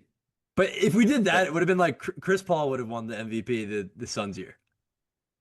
Would we be able to live with that? No, the heights weren't that high, dude. It dude, wasn't. He was getting buzzed though. Like that was the prisoner of the moment MVP award for sure. Yeah, but that's like the Steve Nash. It's the super narrative MVP. Yeah, that's like the Steve Nash 2 MVPs. Yeah. Okay, so let's go through. So we have Cade, Beef Stew, Duren, Asar, Holland, Denise Jenkins. It's 6, right? We need 2 more. Yeah, I mean, I agree. I'm not protecting Karis LeVert. And dude, they protected Marcus Sasser. I don't know if I like Marcus Sasser. Yeah, but I'm not protecting LeVert or Robinson at 31. With their contracts, they can just add so much talent. Yeah, you could for sure because you could just add a shooter. Yeah, I think I agree with them, even though it's not like or anything. I don't know. I don't know if I'd protect Marcus Sasser. I'm not really convinced he's like a rotation player on a serious team. Me neither. And he's 25. He's not as young as I thought he was. I'd wash my hands on the money though, if I have the opportunity. What about Chaz Lanier? How do you feel about him, the Tennessee kid? He hasn't gotten to play much at all, but I liked him at Tennessee. Yeah, but I mean, that feels like just a body. Yeah, I don't trust him. If you or had anybody from that Tennessee team to get buckets for that matter, like I just don't think you can get buckets. Well, that's every Tennessee team, dude. Yeah, they stall. Them and Auburn. Oh my God, Auburn sucks this year. Yeah, but if you had to keep one of LeVert or Dunk. Dunk just for the role, yeah, like shooting. Like I'd rather I'm with you than like LeVert's creation. I think I'd keep Dunk over Sasser. I think I do Lanier Yeah, and Dunk as you my could last two. convince me. All right, let's move on. Pacers. Dude, they have a lot of good players now. Like they're gonna be Yeah, really good next year. yeah. There's like you They're go through bad. this list, there's like not many non-NBA players. I'll start this one because you started the last one. Hallie and Siakam, for Yeah. sure. Oh man, I don't agree with a lot of their lists right now. All right, Hallie and I kind of love Zubac, Obi. Zubac, Nemhard. Yeah, I do too. I All right, think keep Obi, keep Obi. they're tripping on Jarris Walker for sure. I don't think he gets kept. The injury negates like Yeah. any young player, like hope and faith, or like any buzz that you feel like he could turn into something. I think he's done. And honestly, like McConnell, I don't think they would keep. Yeah. I don't think Uh, anybody would pick him up, so I think they would leave him unprotected, probably, yeah. Because they yeah. could just So get him back. yeah, those are so like let's just agree here. Siakam, Hallie, Zubac, Nemhard, Naismith are five locks, right? Yes. Okay. Then from there, we think Obi. I agree with you there. I like Obi, yeah. I think Shepard I And would keep Shepard, I'd too. keep. Yeah. Yeah. And Then then who's your eighth if you're not taking TJ? I know I hated on it, but I think I'm between Furphy and Huff, and I think I keep Furphy. But I'm close on Huff. I really I am was looking close. at Furphy too. Yeah. Furphy, the injury this year was really tough because I was like, I wanted him to get a lot of reps this year. Me too, me too. But I just feel like I can, at least I can talk myself into him being something still. With Jarris Walker, I can't. Yeah. I'm just, Funny thing about Furphy is I didn't even love him in college. Like I wasn't really sold. And then like and I love Jarris Walker in college. It just hasn't panned yeah, out, man. they're literally the reverse. Like I thought Jarris Walker was like bulletproof. Like I thought he was perfect for them. Yeah. Yeah, Furphy I like. I'm not 100% sure I'm yeah, I'd let TJ go unprotected because I think you could get him back. All right, Miami Heat. The Heatles.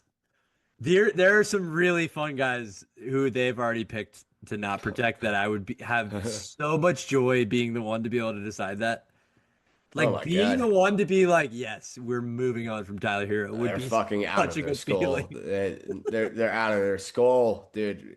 with No, these man. picks. Yes. All right, Holy let's go shit, through. dude. Let's go through. First of all, you might be wow, Drew Smith. You might be You already know what I'm hating on. I know. I love don't that. You know. don't or was it Oh Drew Smith? no. No, don't say it. It's the brother above No. him. Yeah, Oh, get that brother out of the Yakusho. scene. He sucks. Yeah, he's Yakusho. always sucked. You know what's funny? I kind of like completely forgot about him, dude. He was like a high. People in the beginning of the process were putting him like third or fourth on their Yeah, mocks. they're insane. That brother sucks at basketball. All right, let's go through it. You take your first two or three. I'm keeping Hero. Sorry, dude. Yeah, the Adebayo is the obvious one. Wow. Yeah, I'm keeping Hero. Okay. Jovic is the probably the second most obvious, but like Hero is right up there with me. I don't get how you. I still think he's tradable. Hero. He's just yeah, he's too young. Yeah, especially And on an expiring deal. yeah, and unless I'm just completely thinking that the market's better for him than it is, like I don't think they could do that and be Let go of Hero. yeah, Yeah. He would 100% get picked in the expansion draft like early. yeah, Like he would be one of the first picks. yeah. So Adebayo, Hero, So would Jovic, Bam though. and Jaime Jaquez is obvious to me at this point too. So To those now. four, Okay. So you went four. Fucking hell. You wouldn't use this as an opportunity to get off either of those contracts. definitely not Bam. No. Definitely not. Bam's not a question, dude. Bam would go number one in that draft. No, yeah. I'm not getting rid of Bam. Yeah, I would personally think twice about Hero. I would be just a little bit dude. If they did what this board said, they could actually like Pat Riley's the most insane person ever. Then, if you're keeping Kasparis Yakachunas over fucking Tyler Hero, I don't care about the difference in money. You're fucking yeah, asinine. that is insane. That like Protecting Yakashonis is crazy. yeah. Yeah, by the time Kasparis is able to drink in the United States, he won't be playing on an NBA team. Yeah, where obviously I'd keep. Yeah, dude, Spoelstra and his I'm relationship I is don't really think I'm funny. keeping Drew Smith, dog. I've watched Drew Smith. He's first of all, he has like a rep of still being a young player. He's got what's his face? Oh my God, from the Sixers. The dude from Rhode Island who was with the little mini fro who we had for like 15 years who was in the Rising Stars game when he was like 29. Anyways, Yeah. he's got that syndrome where people just think he's young still and he's not. He's a good defender. I think he's just like a solid player, but like I'm not protecting him in this situation. Yeah, dude. I mean, honestly, I don't know. I'm definitely not protecting Kasparis, and I'm not protecting. Where's the other one I didn't want to protect? Yeah, I guess it would be Drew Smith. Yeah. But that's the thing. If you don't protect Drew Smith, there's not No, really no, like like any other good I'm options. protecting Hero and Wiggins, dude. I still think that's movable money. Wiggins, Yeah, and I get that. 30 Like, off the books would be nice for Wiggins, though. it would be. They're both very tradable to me. It's just it feels like they're not because Pat Riley's a loser. Yeah, I think there's still a market for Wiggins. You're not going to get like a crazy package, but yeah, I think there's still a market for Wiggins. And 30 million's not like what it was. Definitely not. No. I'd probably leave him. I'd probably keep. I know you're gonna hate it. I'd probably keep Yakushonis and let Wiggins be unprotected, just because like, so Yeah. maybe somebody believes in Yakushonis and you could sell them on that vision, but Couldn't be me. I'd like 30 million on my books. Pell Larson, I like that they keep the Yeah, same, depth. same. I think he's so undervalued. I think he's really solid. All right, so that's our 8. Let's go to the Milwaukee Bucks. Obviously, we have some Giannis situation here because the Bucks are in such a weird spot where they don't know what Giannis is gonna do. Dude, Bobby Portis only 30. Yeah, man.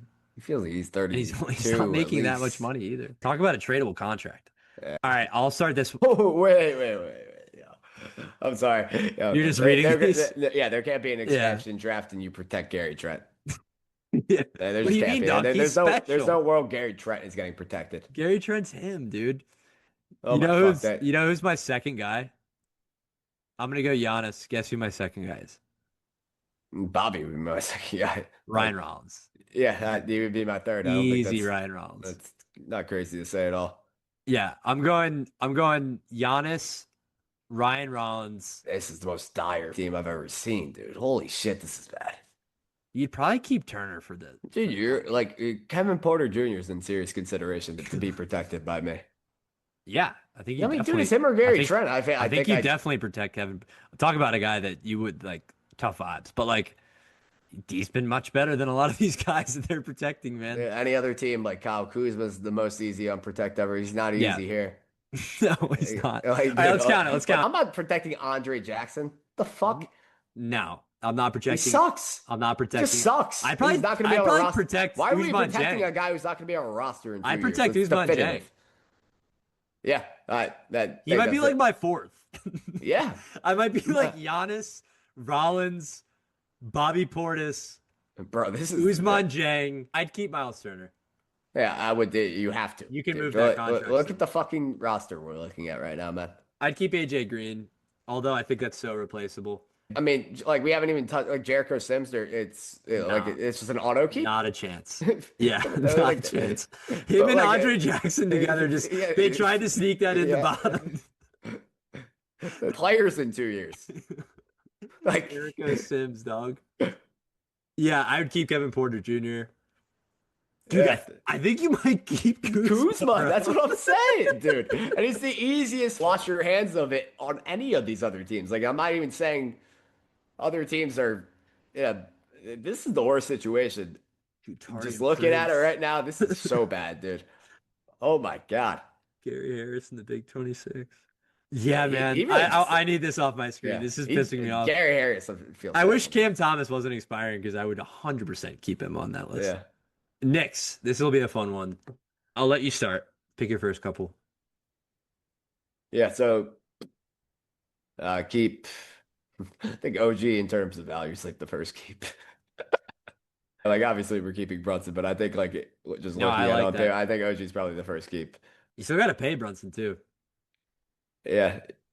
Like there's not enough depth on this team to like. It's funny that OG make- makes more than You can't really make any funny claims on this one just because there isn't enough depth. Like I agree with how it's listed. I think the end of it's interesting. Let's go through. All right, I so know. I'm taking Cole. pick your I'm top taking three. Kolek over the D. Top three? Yeah, Towns, Brunson, OG. I'd want to wash my hands. Like I could talk myself into it, I would wash my hands of Bridges, but I can't. There's Yeah, I think you could nothing get here to do. frisky here, dude. There's literally nothing here to do, You could Hunter. get a little frisky. With There's just what? nobody. There's nobody, especially with the ineligibles they have. There's nobody fun. They like the Oara. It's still Hunter. I can't talk myself into it. It's like not in play. No money moves here. Yeah. Unless they have the biggest fucking cock in No the world. cat. No moving 60 mil off the books. Unless they completely just said this team's not good enough. They're not doing it.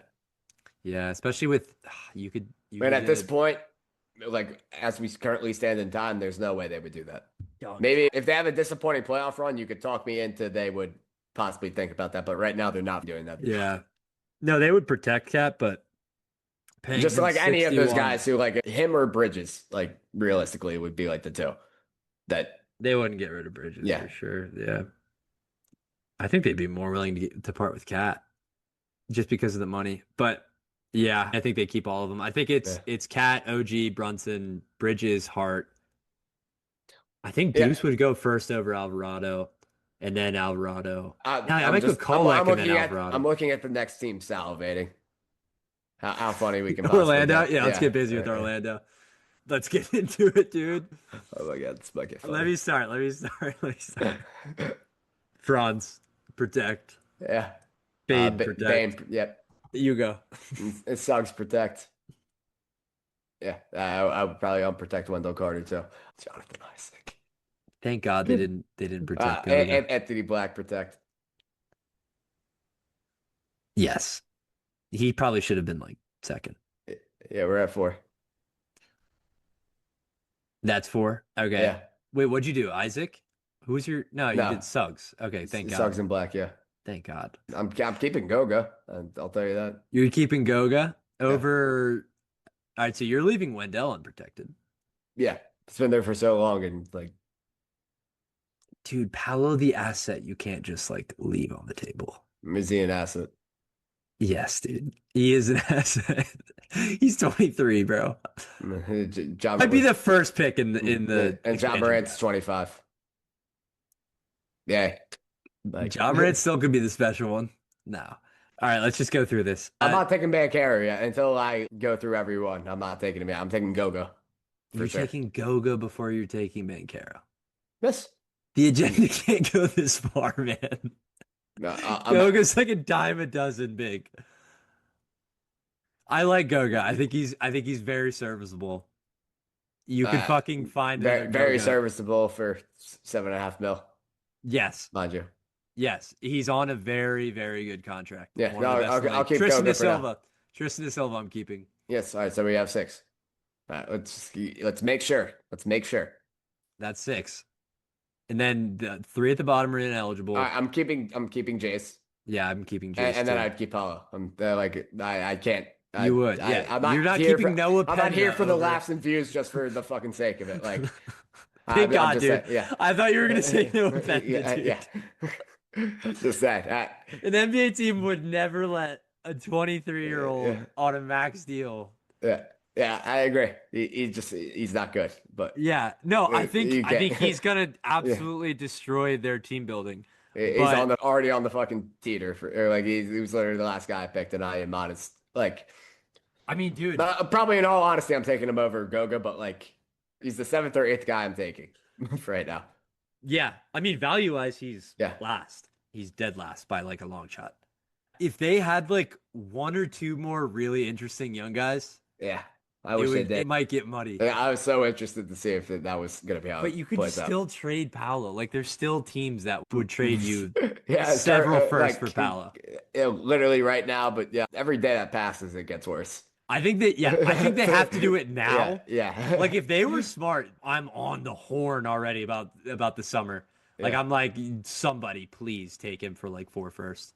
They'll probably do the fire the coach thing first, which may Probably. be the worst thing they could do. We'll see. Yeah, man, that money's gonna start looking really, really gross for them. Let's go to the Sixers. Jesus Christ, dude. This is the one I already wrote up on the Substack. And But notably, I haven't seen did it. you read it? No. Let me Guess what do I did. let me do mine, and then Yeah, I yeah, want yeah. to hear out the first from you. So keep Embiid, right? Actually, Yes. no. Why am I asking, right? Yes. Embiid, Maxi, Edgecombe. Yeah, not sure I'm keeping. Okay. It's pretty funny. Holy shit, it gets fucking. Yeah, dude. If it helps you, I didn't protect an eighth player. I only protected seven players. Are you allowed to do that? Yeah, you don't have to protect eight. Do you have to? Is there a minimum that you have to? That I don't know, but I only protected seven. And I'm by eighth, I wrote literally no one. I'm with you. Like, yeah, I'll protect Embiid, Maxi, Edgecombe. Hmm. Bona is probably like the next guy. I Hmm. guess I'm not protecting Jedi Broom. Yeah, just take Broom out of there. I guess I'll protect the other seven. But like, dude, realistically, I protect like four players. I'm sorry. Yeah. No, dude, that's like the situation. Yeah, I protected Maxi, Edgecombe, Embiid, Barlow, Watford, Bona, Jabari Walker. That's it. he's Paul George. ineligible. Paul Walker's George. ineligible. You can't even protect Jabari Jabari Walker. Walker? Oh no, they don't have it. They don't have it updated. We just signed him to a standard Okay, contract. got it. So there's probably a couple of those for other teams, but yeah, those are the. And then if he's not eligible, cool. I'll protect six. I Like, don't want any others. what? Go back to the Pistons. Where was Paul Reed on that? I don't even remember seeing him. Yeah, I don't remember seeing him either because we didn't. I don't think we said him. They He's left him unprotected. We didn't say it. yeah. I Wait, shit. mean, I. Yeah. I'm taking him over Chaz Lanier, right? Oh yeah. I was gonna say, did we have anybody that sucked, or we had like Dunk and Yeah, Levert? yeah, I would probably take Paul Reed. Yeah, sorry, Yeah. yeah, sorry. I just like that. Just So Paul Reed over yeah, Lanier. yeah, Yeah, I'm good with that. Wow, good recall on that. Fucking yeah. hell. But yeah, dude, I literally had seven and I wrote no one for the eighth because I'm letting that Paul George contract. I'm letting that fly, please. I'd love 54 mil. Yeah, yeah. You like just have to. And then like, dude, I'm sorry, man. Janai Broom's not an NBA player. Justin Edwards has had so many chances, and I think he's a very competent shooter and offensive bench guy, but like that is literally the most common basketball player in the Yeah, NBA. and I mean, dude, you only have to keep one of Barlow or Watford. Yeah. Realistically, like they serve the same purpose. You don't have to keep both, even though the Uh, money is so like low. I'd keep both. I mean, they're both really young, and I think Barlow's way more athletic and like defensively flexible, and then I think Watford's like All a right, fair. You like you a you would know more than me on like a that. connective passer kind of All guy. right, then like, did you You could protect? talk me into you could Did, talk me into not protecting Watford though. do you protect Justin Edwards in yours? Because like, why? No, Like, yeah, no, okay, yeah, I probably no. wouldn't. Dude, you could literally talk me into not protecting anyone except Embiid, Maxi, and Edgecombe. And maybe Yeah, Barlow. yeah. Those four. Yeah, If that's what I'm saying. It was like four, really. you could talk me into not protecting a single other player, not losing a wink of sleep. Yeah. Like, I because they're mean, gonna re-sign Grimes. if you Or were if they forced to don't, protect eight, they would really have to think about protecting campaign. Like, yeah, I guess. comparatively, like, Yeah, I mean, dude, that but like he motherfucker, just if his you shot let form him, pisses me off so much. but There's it's nothing kind of that pisses, butter. It's kind of butter. but he literally shoots the ball like he's aiming at the fucking His like feet are scorer's table. His feet are Yeah, straight that way. Yeah, it's insane. But like he'd go back to Serbia if you yeah, left him unprotected, so you could just get him back. Yeah, the Sixers just don't have eight yeah. NBA players. That's crazy. Yeah, This Yeah, really puts the Jared McCain trade in perspective. dude. When you look at it like Maury's this. a fucking loser. Like Right. this is the state of affairs right now, dude. What? Why the fuck dude? That is so bad from Daryl Morey. You're right. It does put it in perspective. It's truly one of the worst decisions ever. Getting off the Paul George money would be really nice. I'm not saying that as a Sixers point. Can you protect coaches? Because I'm I don't like when know. we look at this Raptors team, I might protect Darko. If I That's so like special. dude, I think the coaches stay. I don't think you lose a coach. that's where the Grizzlies went wrong. That would be wild, dude. If you The could, if you could, Grizzlies should have kept that guy with fucking. If I wish he was the coach right now. that would be sick. Darko Yeah, with Ja might have been a special combo. Those yeah. personalities. Let's get into the Raptors. You start this one. Barnes, definite. Yeah. Murray Boyles being my second. Love that they're keeping Jamal Shed. Love Jamal Shed. Love Jamal Shed. Mamu unprotected. I love Jamal Shed. That's all. Yeah, he was I so just special at gotta Houston. keep saying, yeah, he's such a dog. He's a Such dog. an elite college guard, dude. Like Yeah. perfect college guard. Yeah, like, and he's having like the type of success I wanted, like a Javon Carter to Yeah, have. yeah. Like, Javon Carter had a moment in the sun where like teams yeah, were respecting him. yeah, and it died really quickly, which Yeah, is it sad did. for him. But like, yeah, he's from that van. Yeah, I'm protecting RJ Barrett. Sorry, I'm uh, protecting Mamu. or I am protecting RJ Barrett. I don't know why that he's unprotected. Yeah, I guess in this they're just trying to get off all the money.